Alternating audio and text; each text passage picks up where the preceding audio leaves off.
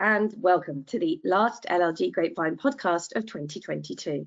You're listening to Helen McGrath, Head of Public Affairs, and Dennis Hall, LLG Bulletin Editor.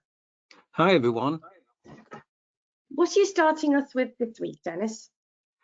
Well, the news is full of the Elections Bill and the controversial proposals to introduce voter ID. You'll remember, as I do, back at our spring conference in Durham when Peter Spaniel spoke both powerfully and effectively about the immense burden facing election administrators across the UK on this and a range of other issues. But here's the current story. The Local Government Association has shared concerns that there is insufficient time ahead of the May 2023 elections to introduce the requirement to show photo ID and are calling for a delay of the process. The LGA said it supported the Gould principle, whereby electoral law should not be changed within 6 months of an election that the change would impact upon. In April 2022, the Elections Act 2022 was passed by Parliament, which will introduce the requirement to show photo ID at UK parliamentary elections, Police and Crime Commissioner elections, and at local elections in England. Ahead of a vote in Parliament last week on the government's plans to introduce voter ID for the May 2023 elections, Councillor James Jamieson, LGA chairman, said it is a fundamental part of the democratic process that elections can run smoothly and effectively, where every citizen is able to exercise their right to vote. Now, while we accept that voter ID has now been legislated for, electoral administrators and returning officers should be given the appropriate time, resource, clarity, and detailed guidance to implement any changes to the electoral process without risking access to the vote. The new voter ID requirements would have a number of implications for councils, such as a review of polling stations, and where necessary, finding new venues in time for May's elections.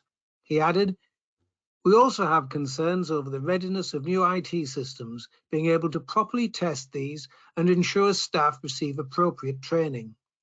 In addition, new voter ID requirements will require comprehensive local awareness campaigns, which councils need to be adequately funded for, to tailor awareness-raising efforts with the needs of their local population.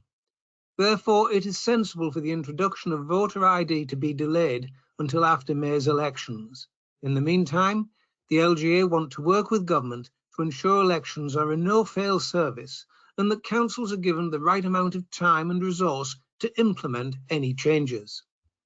A recent report by Dr. John Olt, published by the Constitution Society, also identified deep concerns over the deliverability of the new policy.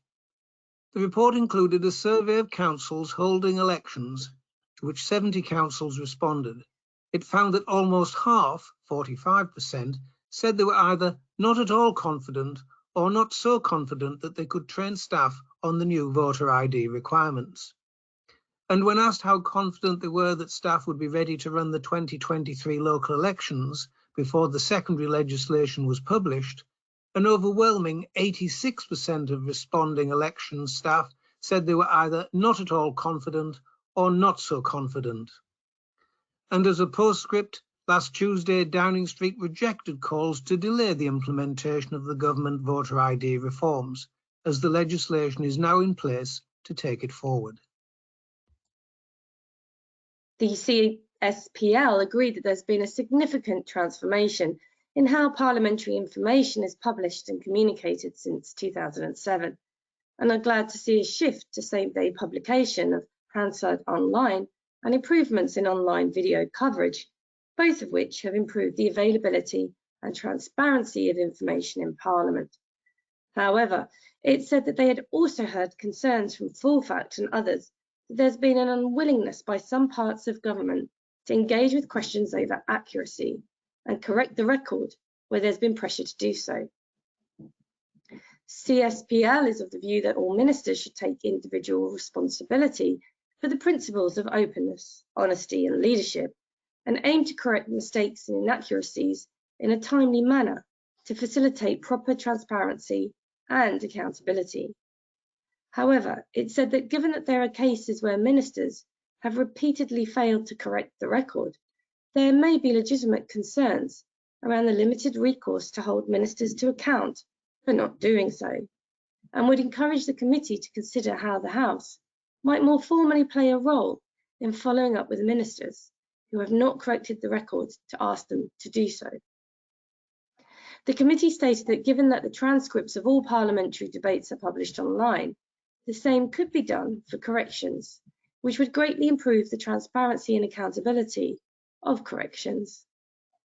Another example, it seems, of limited recourse to hold to account, limited sanctions, limited powers of ethical enforcement, limited accountability, all sounds rather familiar.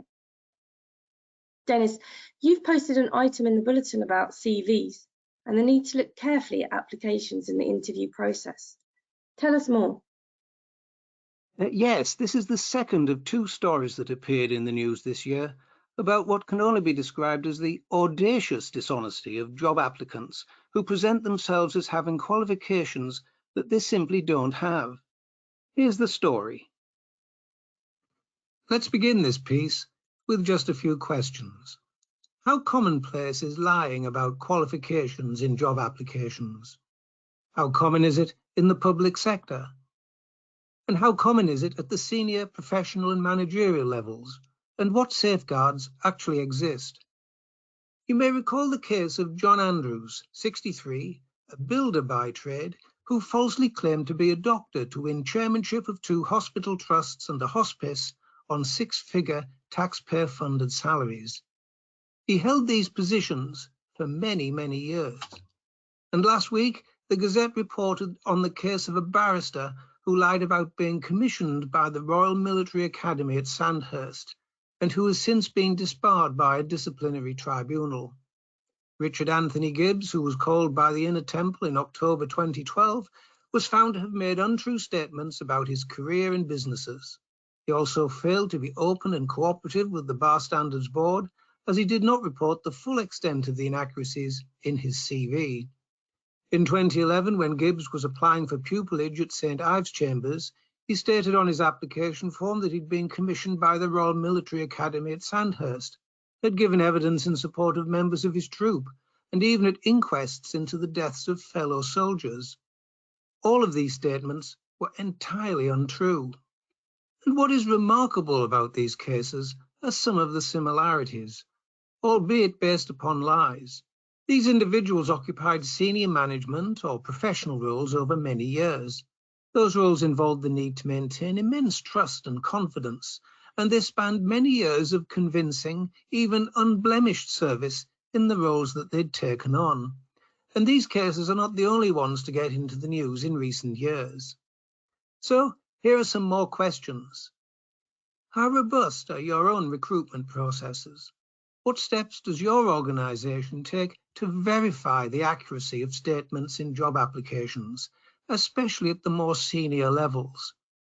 Is the traditional method of seeking just 2 references simply enough of an assurance?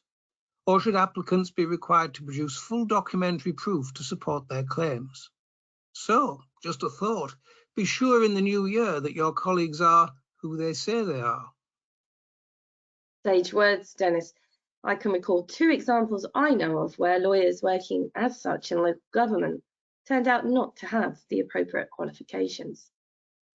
So moving on, the Equality and Human Rights Commission has published advice and guidance on artificial intelligence in public services.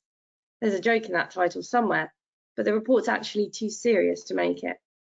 As well as setting out what AI actually is, it also provides guidance on how the public sector equality duty applies when a public body uses artificial intelligence. The advice tells us that the benefits of AI include enabling more informed decision-making while reducing the likelihood of human error. For example, an AI system is likely to make more consistent decisions based on the same information than people will. Automating decisions can help to reduce staff costs, and is not limited by the constraints of normal working hours. AI can therefore help to target services more effectively and quickly. The Commission warns, however, that the risk of artificial intelligence includes systems which may lead to discrimination and deepen inequalities. This is because, it says, discrimination may happen because the data used to help the AI make decisions already contains bias. Bias may also occur as the system is developed and programmed to use data and make decisions. This process is often referred to as training the AI. Sometimes the bias may develop and accumulate over time as the system is used. The Commission also warns that when public bodies are buying systems, there's a risk that their staff will not understand how it works or make decisions. Where this is the case, it may be difficult to make sure the AI is working as intended and making decisions fairly. Now, Dennis, what's all this about changes to those who attend hearings as court officials? Well, Helen, it's regularly in the news nowadays from the MOJ that staff shortages are widespread throughout Britain. But our Australian cousins have just the answer. Indeed, for many of us, that answer has been staring us in the face, standing on 4 legs. Let me explain. In Melbourne's family court, Lucy visits court hearings, legal interviews and mediations, all to relieve people's stress as they navigate the justice system. I've included a picture of Lucy in the bulletin this week, just as a treat, since it is Christmas. When Lucy enters a courtroom at the Federal Circuit and Family Court in Melbourne, she bows to the judge, as is customary, and addresses the judge as Judge in a deep, perhaps rather abrupt tone of a kind we're not yet familiar with in our jurisdictions in the United Kingdom. Only, Lucy is no ordinary court attender. She is a 5-year-old chocolate Labrador, officially deployed as a court facility dog as part of a pilot program to provide support for people in court. Lucy is the first accredited official court dog working full-time in Australia. She belongs to the Victoria Office of Public Prosecutions and for the next 3 months is on loan to the family court for 1 day a week. The court is mindful that litigation experiences can be stressful, especially for families, said Judge Amanda Mancini. The Court Dog Initiative is aimed at providing support and comfort to those that need it at various stages of the court process. The use of court dogs is not novel, however. The US justice system has been using them for almost a decade, with more than 300 court dogs in action. In New Zealand, the Tauranga District Court piloted a court dog named Louis, who became a national celebrity. Oh no, I hear you say, not another Matt Hancock. Mancini added that these overseas experiences tell us that a court dog is especially helpful to vulnerable people, such as children, victims of domestic violence, and also those of diverse cultural and linguistic backgrounds. She said, it really seems to be a developing trend in the justice system. And there is scientific research showing the positive physiological and psychological effects of dogs on humans, including in the legal context. The science tells us that the mere presence of a dog that is specially trained for the justice environment reduces cortisol levels and anxiety, Mancini said. Lucy is trained to be both calm and supportive in any stage of a legal matter, for both children and adults. She's being deployed in court hearings while witnesses give evidence, as well as during legal interviews, mediations, and more. Although Lucy is still new to the family court in Melbourne, the early feedback has been good. The reaction of the whole court has been overwhelmingly positive, Mancini said. So, Helen, what do you think of this idea? I think this is something to chew over. But here's the question. What breed of dog would be best? I'd go for a nice Cocker Spaniel to accompany me in standards hearings. They are good listeners, can handle complex issues, and remain patient and insightful at all times. Yes, I can just visualize a suitable job description already. Let's just pause it there, Dennis. I think you've been at the dog biscuits again. And finally from me, the House of Lords Land Use Committee has published its report, Making the Most Out of England's Land, which identifies that England needs a land use framework. Its key conclusions include the following findings. England has many competing priorities on land as we look to balance food production, nature and biodiversity restoration. carbon sequestration, housing, infrastructure, and access and well-being. There's a lack of information about environmental land management schemes, which is creating a lot of uncertainty for landowners, managers, and other decision makings. Further, deciding what to do with land is complex, contested, and can involve direct trade-offs. Separating land issues can be difficult as they are interlinked and interdependent. Outside of the planning system, competing land use needs are not assessed by any overarching framework across England, and there's no formal advisory or coordinating body outside of government departments. The Green Belt, of course, is currently limited to containing and minimising urban sprawl. The Commission stated that, quote, the government cannot afford to prioritise this issue. We urge the government to set up a land use commission with responsibility for creating a land use framework, which will help identify and address current and emerging challenges and opportunities for land use in England. The framework is essential to support effective land use strategies and tackle the many challenges currently faced. And on that note, that's it for another edition of the podcast. You can read more on the items discussed today and many more besides by going to bulletin number 46, available on the LRG website now. Dennis and I will be back in the new year, so until then, it's goodbye from me and have a lovely Christmas. And the same from me too. Bye now. Thank you for listening.